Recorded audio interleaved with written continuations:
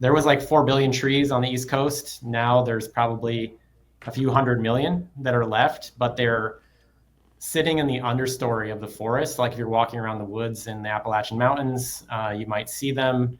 They have the blight, but they don't really flower and reproduce. So they're no longer evolving on their own, living as a tree as they once were. Now, I've seen your organization refer to them as functionally extinct. Why that label? Because they're not actually extinct, like in the sense that there's no chestnuts out in the landscape. They're actually kind of plentiful, especially around here in Carolina, Western Carolina. But they don't reproduce. They'll grow up like 10 feet and then they get the blight and they die. And they're in this cycle of dying back and then resprouting from their roots over and over again.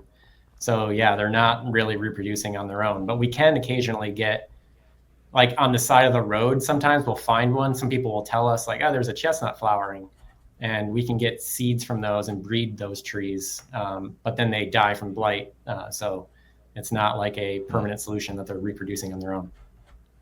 Some estimates say there are fewer than 100 mature American chestnuts left in the wild. What can you tell us about where those mature trees live and how they've been able to survive the blight? Yeah, we call them large surviving American chestnuts, and they're extremely rare. Like I was saying, like there's hundreds of millions left, but like I know of a few dozen. We have names for them, like Ort. There's one tree in Pennsylvania. It's in someone's yard. It's called Ort. We have another tree in Virginia, Amherst tree, Erie, Pennsylvania. So we know these trees, and they have the blight, and they've been living with the blight probably since before. I mean, when the original pandemic of the blight came through. Wow. And they seem to have a slightly elevated resistance. When we've actually crossed those trees, like bred them together, and then we gave their kids the blight. And the kids have somewhat elevated resistance, but they're not super resistant themselves. So they're kind of lucky trees, you could say.